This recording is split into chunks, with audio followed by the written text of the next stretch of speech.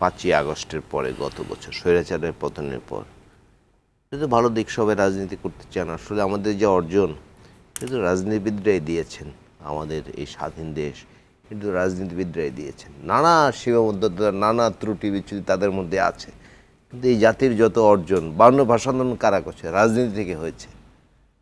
69 গণঅভ্যুত্থান কীভাবে হয়েছে? রাজনীতিবিদরা করেছে। 71 মুক্তিযুদ্ধের নেতৃত্ব কে দিয়েছেন? রাজনীতিবিদরা দিয়েছেন। সুতরাং আমাদের অর্জন সব তো 24-এর গণঅভ্যুত্থান, 24-এর গণঅভ্যুত্থান সবই। সুতরাং রাজনীতিবিদদের ঘৃণা করার সুযোগ নেই, সীমাবদ্ধতা আছে। তো নতুন নতুন দল হচ্ছে, রাজনীতিবিদ দেশের পক্ষে কথা বলুন, আশা করতে চাই। এবং শাহ আলম যেটি বলেছেন, আমি তার সাথে একমত, যে দলগুলো কোনোদিন ক্ষমতায় আসবে না বা আসার সম্ভাবনা নাই, সেই দলগুলো শুধু নির্বাচন পেছাতে চাচ্ছে এবং একটি দল বা একাধিক দল মনে করছে যত সময় যাবে আমরা ঘর গোছাতে পারবো। কিন্তু এগুলো করে কোনো লাভ নেই। বাংলাদেশের গণতন্ত্রকে বিপন্ন করা যাবে না। মানুষের মধ্যে একটা ভোটের ক্ষুধা আছে, এখন তারা ভোট দিতে চায়, তারা ভোট দিতে পারেনি। আমরা বলি 3 বার, আসলে 4 বারই প্রহসনের নির্বাচন হয়েছে। 2008 সালে যেটি হয়েছিল সেটিও পাতানো নির্বাচন ছিল। সুতরাং মানুষ এখন ভোট দিতে চায়, কারণ পুরো নির্বাচন ব্যবস্থাকে শেখ হাসিনা নির্বাসনে পাঠিয়েছিলেন। আপনি দেখুন, শুধু সংসদ না, আপনি স্থানীয় সরকার নির্বাচনে ভোট দিতে পেরেছেন?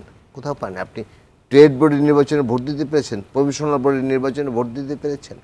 ওই যে প্রধানমন্ত্রীর অফিস থেকে বলে দেওয়া হতো যে এফবিসি, আমি যখন সাংবাদিকতা শুরু করি আপনাদের একটু আগে, আমরা এই এফবিসি, আমরা তো তখন জুনিয়র রিপোর্টার ছিলাম, আমাদের এগুলো কাভার করতে পাঠাতেন একদম শেষ প্রান্তে। যে FBCCI election, BGM election, engineering institute election, press ক্লাবের নির্বাচন, সুপ্রিম কোর্টের নির্বাচন, উৎসব মুখর পরিবেশে হতো। কিন্তু শেষে কী দেখালো? কোথাও কোনো নির্বাচন নেই।